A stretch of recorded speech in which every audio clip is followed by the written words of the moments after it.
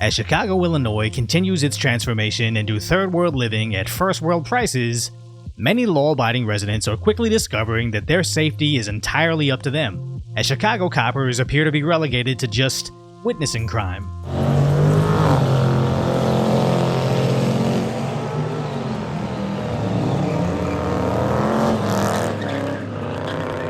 And now a man just known as Chicago Gary has taken justice into his own hands and feet.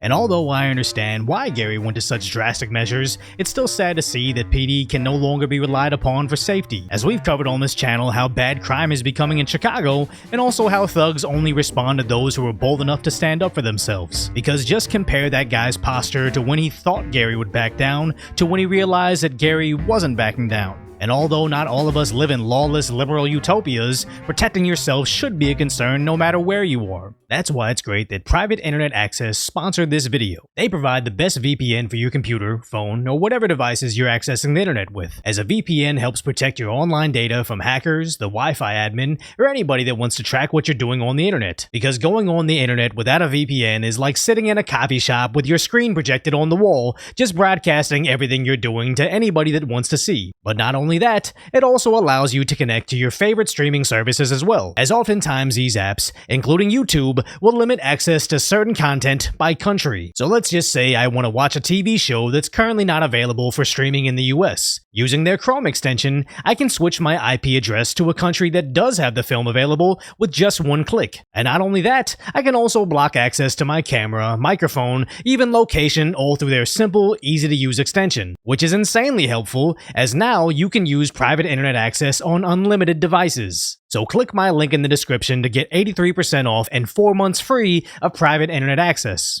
Now, Chicago can't seem to get their crime under control. Chaos outside a South Loop 7-Eleven Sunday night. The crowd seen here rushing out of the store with their arms full of items, some throwing them in the air. Inside the store, aisles were ravaged and ransacked.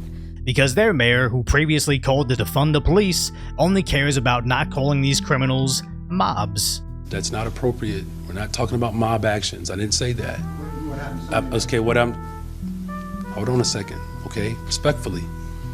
These large gatherings.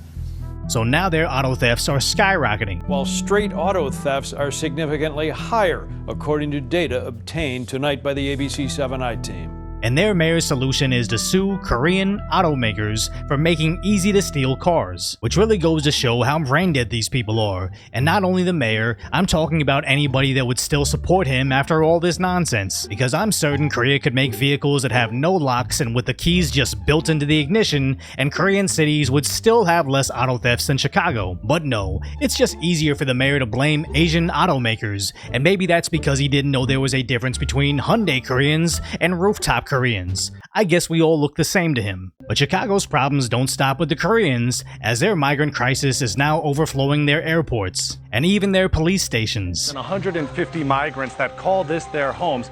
Now the migrants are demanding Chicago give them paid job training and housing, which I really wonder who supplied them with these signs. But now Black Chicago residents are outraged. We come in a community of black people where we already get the low scraps. And then you want to take the little scrap, the resources that we have, and put us at the bottom of the barrel? That's not fair, and I won't have it. As their youth programs are getting kicked out on the street to make room for another migrant shelter. Now the mayor doesn't seem to want to budge on Chicago's status as a sanctuary city. 14 buses today. We're getting word that it could be as many as 22. You know, this is a growing crisis, not just for the city of Chicago, but for the entire globe.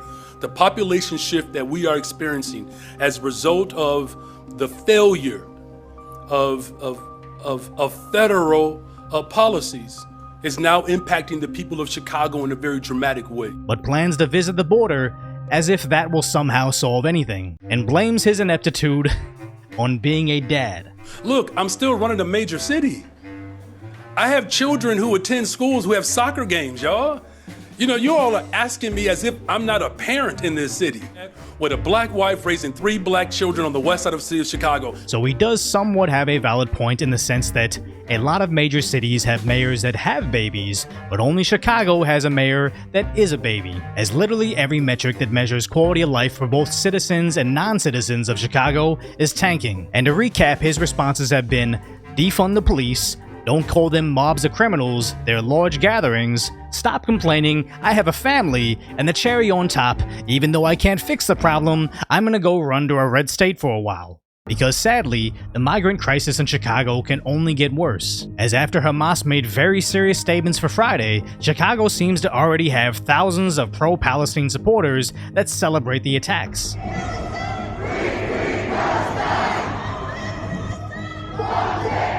Not to mention their chapter of BLM has openly supported the paragliders that did horrendous things overseas, the same Chicago BLM that supported looting. If somebody decides to loot a Gucci or a Macy's or a Nike, because that makes sure that that person eats. That makes sure that that person has clothes. That's reparations.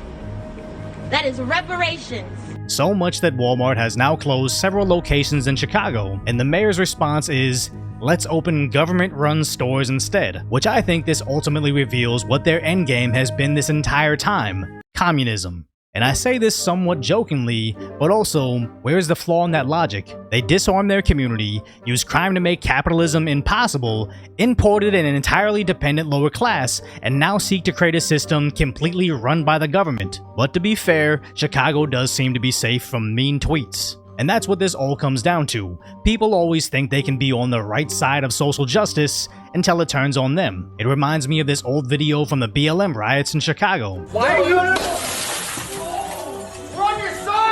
We're on your side! Holy sh**! We're on your side! We're on your side!